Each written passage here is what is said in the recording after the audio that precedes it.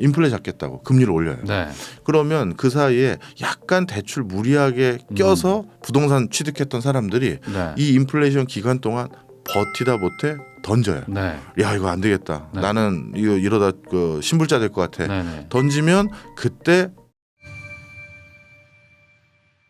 부동산 시장은 어떤 상황인지부터 얘기해 주시면 좋을 것 같아요. 예 저는 변혁기에 진입한 것 같다 이렇게 말씀드리고 싶습니다. 뭔가 변곡점을 좀 온 거예요. 네. 네.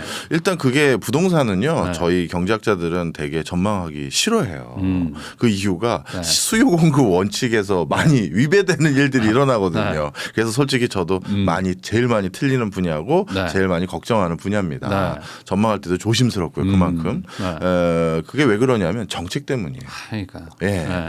그냥 뭐 예를 들어 수요가 많으면 편하게 공급할 수 있게 해주면 되는데 네. 부동산이라는 건 원래 공급 자체도 물리적인 땅이 계속 늘 수도 없으니 네. 그것도 안 되는데 네. 각종 규제로 공급이 막혀 있을 때가 있거든요. 재건축, 재개발 그 공급 막을 수도 있는 게 정책이고 네. 그다음에 수요도 마찬가지예요. 예를 들어서 어느 사람이 부동산을 자기 돈으로 100% 사겠습니까? 우리 부익남 대표님 네. 정도 아니면 안 되잖아요. 저는 뭐 레버리지 인생이죠. 완전 그냥 대출 인생. 대부분 그렇죠. 대부분. 그 말씀을 드리고 싶었던 네. 거예요. 국가에서 레버리지를 어느 정도 법적으로 허용해 주느냐에 대한 네. 정책 수요에 따라서 정책에 따라서 우리 집의 수요가 달라지잖아요. 그래서 이렇게 정책이 결국 부동산을 좌지우지하는 건데 네. 그런데 내년이 선거잖아요. 네. 그런데 우리나라도 이제 집 가진 사람이 집 안 가진 사람보다 많기 때문에 네. 그래서 반드시 집값은 부양하는 형태로 어떻게든 선거 전에는 꼭 결말이 그렇게 나더라고요. 그래요. 그리고 집 없는 사람들에게는 딱 하나. 그럼 집 있는 사람들은 집값 부양하는 정책으로 끝나는 거냐? 아니죠. 집 없는 사람들에게는 지난번 나왔던 특례 모기지론 같은 네. 뭔가 혜택을 주면서 돈이 적지만 살 수 있게 해드리겠습니다. 이렇게 하는 게 통상적인데 네. 그 정책들이 이제 하나하나씩 네. 거의 제 기준으로는 예전을 봤을 때 3주 단위 하나씩 나온다. 네. 그래서 단위로. 오늘 방송하는 네. 날짜 바로 이틀 전인가? 네. 와, 또 대박 뉴스 하나 봤잖아요. 어떤 거예요? 뭐 이번에는 부동산 호재 만드는 뉴스였는데 네. 압구정에 무슨 그렇죠. 뭐 50층? 네. 네. 신통기획이 원래 프로세스 빨리 하는 거라서 네. 뭐 그 빨리는 뭘 할 줄 알았는데 야, 이 층고도 50층에서 70층까지 뭐 가능하다고 하더라고요. 네. 깜짝 놀랐습니다. 뭐 용적률도 좀 뭐 일부 좀 상향도 해주고 예. 종상향 해가지고 층수를 더 높이면 좋겠지만 뭐 지금 돌아다니는 걸로만 만약에 바뀌어도 야 이거 얼마 가는 거야 약간 그런 느낌? 그러니까요. 덮개공원 이렇게 해가지고 막 아예 봤어요. 한강까지 막 가게 해주고 막 이렇게 나왔는데 네. 뭔가 그런 것들이 앞으로 막 계속 나올 수도 있다. 그럼요. 근데 이제 아까 잠깐 말씀하셨는데 이제 선거 네. 전에는 약간 좀 부양하는 식의 이런 것들이 좀 그동안 반복돼 왔었나요? 계속 반복돼 왔죠. 그래서 오늘 부익남 TV 네. 나와서 꼭 말씀드릴 내용 중에 하나가 네. 그 공약들을 전부 믿어서도 안 된다라는 말도 같이 드리고 싶었어요. 네. 예전에도 지자체 선거나 총선 또는 대선 때도 마찬가지입니다만 여러 정책들이 나오지만 그 정책은 하고 싶습니다라는 일종의 원트의 개념이에요. 실제 꼭 하겠습니다라든가 이제 할 수밖에 없습니다라는 게 전혀 아닙니다. 예를 들어서 그런 정책적 공약들로 따지면요. 벌써 상암동에는 100층짜리 높이에 뭐가 생겼어야 되고요. 그렇죠. 그리고 여기서 멀지 않은 삼성역에도 벌써 뭐가 그럼요. 올라가야 되잖아요. 네. 그리고 그 밑에 전체는 축구장 규모 10개 가까운 지하를 다 뚫어서 뭐였죠? 어디까지 넓힌다고 했나? 하여튼 잠실 경기장 근처까지 간다고 했는데 아직 안 됐잖아요. 그렇죠. 그 공약이 쏟아지는 걸 보고 100% 믿고 투자하시면 안 되지만 그래도 분명 의지만큼은 분명 피력하게 된다. 네. 그리고 의지가 또 어느 정도 반영되는 게 또 이제 부동산 시장이다 보니까 그럼요. 이게 또 아까 말씀하신 것처럼 단순히 수요 공급뿐만 아니라 약간 어찌 보면 약간 그런 가수요도 막 움직이는 것들이 이제 가격에 또 반영되다 보니 이게 좀 예측도 좀 어렵고 이런데 네. 요즘에는 또 일부 지역에서 또 집값 반등한다 또 이런 기사들도 막 나오고 있어요. 이게 네. 한 두세 달 전과 또 분위기가 또 완전히 다른 게 그때는 또 이제 온통 막 분위기 되게 안 좋은 기사들만 나오다가 지금은 또 약간 뭐 훈풍부나 막 이런 기사들 막 나오고 있는데 이거 어떻게 해석해야 됩니까? 부익남님이나 김 작가님 뭐 이런 네. 많은 분들이 형님 유튜브에서 원래 부동산 얘기하면 무조건 욕은 먹고 시작하는 거예요 하시더라고요. 그렇죠. 욕 많이 먹었습니다. 저도. 다 그렇죠 뭐. 근데 이제 저도 초지일관 늘 말씀드리지만 우리 처음 만났을 때부터 말씀드리지만 서울 수도권은 저는 뭐 흐름과 상관없이 다시 오르게 될 수밖에 네. 없다 네. 이렇게 말씀을 드리거든요. 네. 그러면 그동안은 왜 떨어졌습니까? 저는 그것도 이렇게 말씀드리고 싶어요. 그동안은 떨어진 게 아니라 정말 급한 분들이 포지션 바꾼 거예요. 네. 그게 거래량으로 우리가 확인할 수가 있어요. 정말 나는 영끌을 제대로 해서 아니면 네. 내가 운영하던 가게가 많이 어려워져서 이 부동산 처분하고 빚 갚거나 뭐 가게 자금으로 써야 된다. 이런 분들이 급매 내놓은 것들 때문에 네. 폭락 뭐 5만 가지 소리 들었잖아요. 물론 그것도 사실이니까 서울시 집값이 20% 정도 하락한 거 맞다고 네. 저도 인정을 합니다.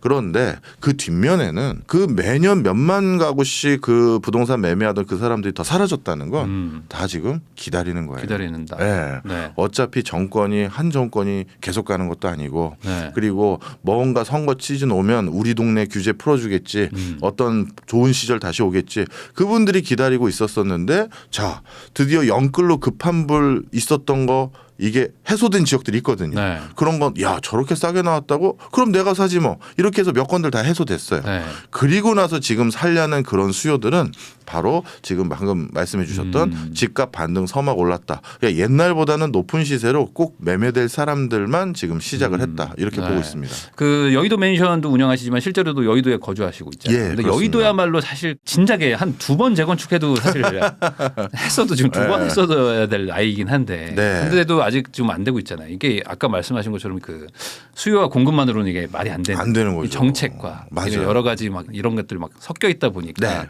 참 복잡스러운 게 이 부동산 시장인 것 같긴 합니다. 네, 여의도가 다른 동네보다 재건축 재개발이 늦어진 이유도 사실은 정치적으로 해석할 수가 있어요. 그럴 수 있죠. 여의도는 구가 영등포 구입니다. 네. 영등포 구에는 여의도만 있는 게 아니라 그 예전 구시가지 영등포역 근처에 있는 그쪽 지역이 훨씬 인구 숫자로는 더 많아요. 많죠. 왜? 여의도 한복판은 상업지구가 많다 보니까 거주지, 주소지가 거기 아닌 사람이 더 많거든요. 자, 그러면 내가 국회의원 선거를 네. 해야 되는 국회의원인데 당연히 여의도 주민을 중심으로 공약을 짤까요? 기타 영등포구에 있는 다른 지역, 대림동부터 해서 그렇죠. 거기를 더 중점을 둘까요? 아, 그거 뭐 여의도는 사실 의미가 없어지죠. 맞아요. 네. 그러다 보니까 다른 지역들 예를 들어서 강남구면은 다 재건축을 바라는 사람들만 있는 거고 뭐 서초도 그럴 수도 있고 네. 뭐 잠실 쪽도 그럴 수 있겠죠. 근데 영등포구는 그렇지가 않거든요. 네. 바로 그런 이유들로 인해서도 여의도에는 시범 아파트와 시범 아파트 이슈됐었을 때 옆에 있던 삼익, 대교 등등 한양 등등 네. 이런 아파트들 다 줄줄이 기다리고 있는데 이게 늦어진 이유도 죄송한 얘기지만 저희 같이 저는 이제 공공기관에도 오래 일을 네. 했잖아요. 그 맥락을 이해하는 사람들 그런 사람들은 아유 여의도가 제일 늦어지겠네 네. 이렇게 저희는 생각하고 있었어요. 근데 어쨌든 이런 것들이 지금 분위기가 약간 좀 뭔가 바뀌는 것 같기도 하고 또 한편에서는 아니다. 지금은 소위 말하는 데드캣 바운스고 이제 다시 이제 정책 자금 같은 것들 효과가 떨어지면은 다시 또 이제 내려간다. 뭐 이런 얘기들도 있는데 이걸 어떻게 판단해야 됩니까? 이게 뭐 어떻게 좀 이렇게 바닥인지 아닌지 어떻게 할 수 있죠? 아, 그거에 대해서는 또 여러 가지가 네. 있는데요. 아, 저는 요즘 정말 이 모든 사람들이 마찬가지지만 네. 모든 학자들 이쪽 분야 아니에요. 네. 가수요가 어디까지를 도저히 모르겠어요. 나머지는 명명백백하게 저희가 예측이 가능해요. 네. 그러니까 부동산의 수요자들을 결정하는 변수들은 인구수, 가구수, 일자리 이 세 가지가 가장 큰 골자인데 네. 이 세 가지는 워낙 천천히 움직이는 거기 때문에 국가가 어느 정도 예측하는데 사실 실패하진 않아요. 네. 어떤 뭐 삼성이나 LG나 SK가 어느 동네에 크게 공장 짓는다. 그럼 그 완공되는 시점이 얼마입니까? 아, 언제입니다. 그리고 예상되는 그 근무 근로자 수는 몇 명입니까? 뭐 저희 협력사들까지 다 합치면 한 5만 명 정도 됩니다. 그럼 5만 명 정도에다가 거기에다가 3.5인 가구 곱하고 그리고 또 이렇게 입주됐었을 때 상업지구로 또 들어오는 사람들의 여태까지 역대 통계들이 있거든요. 그런 걸로 아, 몇 년도까지 몇 채 지어주면 문제 없겠구나. 사실 국가도 바보는 아니라서 네. 그런 예측치와 부지 조성 계획 이런 걸 다 가지고 있어요. 네. 그리고 인구 숫자나 가구 숫자의 변화는 더 느리게 변하고요. 근데 딱 하나 매번 문제가 되는 게 이놈의 가수예요. 가수요. 집값이 오른데라고 하면 이번 기회 놓치면 내가 큰일 나는 거 아닌가? 네. 그래서 사고 그러다 보면 실수요자의 어떤 사람들도 갑자기 나도 한 채 더 사? 이렇게 되기도 하고 네. 그러다가 또 어쩔 때는 가수요인 사람이 원래는 집 살 생각이 없었던 가수요가 갑자기 실수요경 가수도 변하죠. 일단 내가 들어가 살다 보면 오르겠지. 뭐 이런 이상한 일들이 생겨요. 이거는 솔직히 저도 아무리 찾아봐도 가수요를 모델링한 건 없고요. 네. 더 정확히 말하면 가수요가 정확히 뭐 어디까지 가수요인지도 정의 내린 학자도 없어요. 네. 그렇다면 지금은 또 어떤 상황이냐? 무조건 가수요 사라지고 실수요로만 움직일 거냐? 아니에요. 주식시장 이제 더 주춤하고요. 네. 우리나라에 의외로 자산가들도 많고 그리고 시중에 유동성 풀린 거 아직 회수도 안 됐어요. 네. 그러다 보니까 이 오갈 데 없는 돈들이 다시 어딘가 움직여야 될 텐데 그럴 때 규제가 좀 풀리면 네. 다시 여기에 또 가수요들이 얹어질 가능성도 많고요. 하나만 더 말씀드리면 네. 원래 인플레이션 때요. 네. 부동산 고수들은 모두 부동산만 쳐다봐요. 네. 네. 이 스토리가 어떻게 되냐면 예전에도 그랬습니다. 인플레이션 기간 때 자산, 네. 인플레이션 때는 자산사라고 하잖아요. 실물 자산. 네. 네. 그럼 대표적인 실물 자산이 부동산이잖아요. 그럼 어떻게 되냐면 인플레이션 구간이 생기면 많은 국가들이 우리나라도 네. 마찬가지지만 인플레 잡겠다고 금리를 올려요. 네. 그러면 그 사이에 약간 대출 무리하게 껴서 부동산 취득했던 사람들이 네. 이 인플레이션 기간 동안 버티다 못해 던져요. 네. 야 이거 안 되겠다. 네. 나는 이거 이러다 그 신불자 될 것 같아. 네. 네. 던지면 그때 줍줍을 해요. 네. 줍줍을 하고 나면 어떻게 되느냐?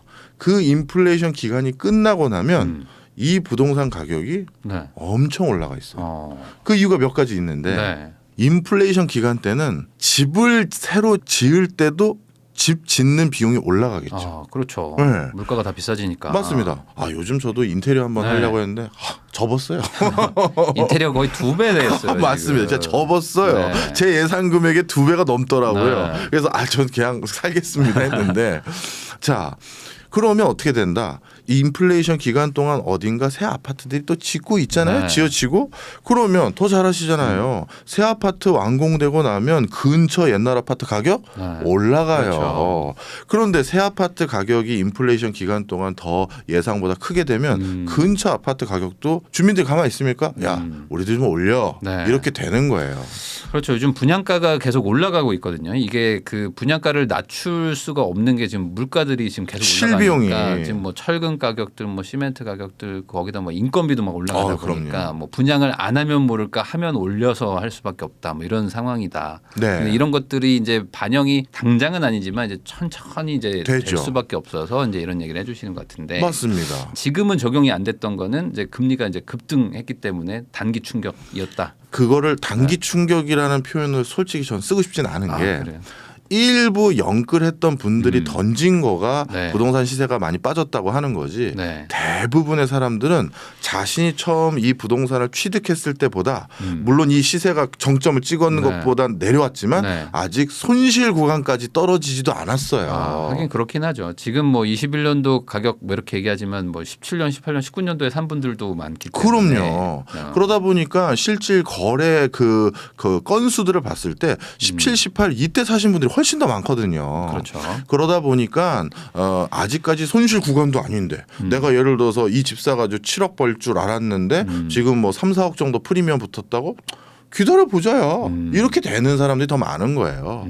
그러다 보니 저는 하방 경직성도 너무 견고한 게 이번에 확인이 됐고 네. 그리고 근처 새 아파트 들었으면 야 그러면 저 아파트 살기 어려운 저건 너무 부담된다 하면 결국 우리 집 고를 거 아니야. 네. 올리자 할 가능성이 예전에 글로벌 금융위기 뒤에 IMF 외환위기 뒤에 있었던 네. 것처럼 또 그 전에는 오일 쇼크 뒤에 있었던 것처럼 네. 이번에도 또 그런 흐름이 아닐까. 근데 그러려면은 기본적으로 이제 공급은 적은데 수요가 막 몰려오는 지역들만 그런 게 가능할 수 있잖아요. 그렇죠. 이 수요가 없는 지역들은 올리고 싶어도 못 올리는 게 어찌 보면 또 이것도 또 경제학 원론에 맞습니다. 나오는 거니까. 그 수요가 없는 지역 제가 네. 우리 부익남 네. 처음 나왔을 때 말씀드렸던 저는 지방의 부동산에 대해서는 그렇게 긍정적으로 생각하지 않습니다. 네. 왜? 정말 실수요 자체가 점점 줄어요. 네.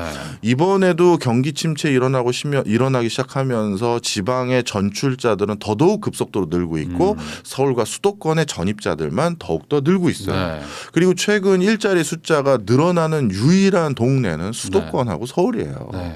그러다 보니까 지금 지방에서 일어나고 있는 다양한 미분양 건수들을 야 이거 해소하기가 쉽지 않을 것 같다. 네. 이런 상황이고 그래서 지방에 지역구를 두고 있는 많은 국회의원 분들께서는 더더욱 약간 무리수에 가까울 정도의 과감한 정책과 공약 그리고 네. 개발 이슈들 뭐 기업 유치 이슈들 이런 걸 막 던지려는 분위기까지 전 좀 솔직히 느끼고 있습니다. 아 이번에 네. 이번에 던지지 않으면 좀 위험하니까. 내가 그 자리에 없거든요. 그러니까 이거 왜냐면 사람 바꾸는 게 쉬우니까. 네. 사실. 저는 집이 여의도이다 네. 보니까 네. 그 가끔 이제 뭐 선배님들 중에서 의원으로 있으신 분들이 커피 한 잔 사주세요. 네. 심심하시고 그러면 그리고 이제 경제 정책 좋은 거 있으면 아, 나한테 좀 그런 거. 알려달라 네. 뭐 이렇게 해서 그때 같이 배석했던 어떤 분이 자기가 어디서 소문을 들었는데 테슬라가 우리 동네에 공장을 지을 것 같다는 거예요. 아. 제가 그랬거든요. 네. 그럴 리가요. 아직 논의도 안 됐는데. 그럴 이때 리가 있냐. 아니라고. 확실한 정보라고. 누구한테 들으셨냐. 그거 밝힐 수 없대요. 아. 벌써 마음은 발표하고 싶은 거예요. 아, 네. 그런 거 하나만 있어도 그럼요. 끝난 내년에 거죠. 끝나는 건데. 끝난 거죠. 근데 그런 게 이제 쉽지 않으니까. 그렇죠. 아니 근데 이게 지금 요번에는 이제 과거랑은 좀 다른 게 어쨌든 지금 인구 감소가 시작이 됐고 네. 거기다가 또 아까 말씀하셨던 것들 중에 변수가 느리게 움직이지만 정확하게 움직이는 것 중에 하나가 인구잖아요. 그렇죠. 이 출산율이고 그러면 이게 지금 지방은 정말 앞으로 정말 어렵지 않나라고 이번에 얘기하는 분들도 많은데 그럼 이제는 진짜 이 여러 가지 요인을 따져봤을 때 지방은 현실적으로 네. 뭔가 대단한 변화가 있지 않은 한 지방 투자는 좀 어렵다고 봐야 될까요? 저는 지방 중에 유일한 예외 지역은 세종 지역 근처를 보고 있습니다. 세종 정도. 네. 그쪽은 아직까지 미분양의 물량이 거의 다 소진되고 있고 거의 없나요 요즘? 네네, 이제 없는지까지는 제로, 몰랐습니다. 제로입니다. 그랬군요. 네. 저는 거의 없다라는 것까지 네. 알았는데 제로까지는 몰랐네요. 그리고 최근 들어서 더더욱 기업들이나 특히 중요한 관공서의 이동이 세종 지역은 더 많을 걸로 네. 보여져요. 저희 바로 집 앞에 있는 국회도 일부가 세종으로 가고 그렇죠. 그다음에 그거 말고도 기타 공공기관이 추가적으로 세종 이전을 앞두고 네. 있고요. 그리고 국회 근처의 여의도의 사무실들은 국회 민원 넣기 위한 온갖 이익단체들 무슨 협회다 붙은 네. 거 다 사무실을 얻고 있어요. 네. 그러면 그중에 일부는 당연히 또 세종을 가겠죠. 가고. 그래서 세종 그리고 우리 앞으로 유일하게 계속 뻗어나갈 산업군인 바이오 네. 이건 바로 세종 위에 있는 오송 지역에 많거든요. 네. 그래서 이쪽 지역은 저는 일부 예외적으로 보는데요. 나머지 지역들은 부울경마저도 네. 저는 호재를 아직까지는 찾기 어렵다. 그래서 서울과 수도권과 세종 일부 지역 말고는 이게 어디서 답을 찾아야지 잘 모르겠어요. 그러면 그 말은 역설적으로는 세종과 이 서울 수도권 쪽으로 오히려 몰려올 수 있다. 네. 그 말은 이쪽은 좀 수요가 더 높고 그리고 이제 공급은 또 적을 수 있으니까 네. 뭐 가격 상승 요인은 있을 수 있다. 그러니까 양극화가 일어날 수 있다. 저는 부동산의 양극화는 더 심해질 것 같습니다.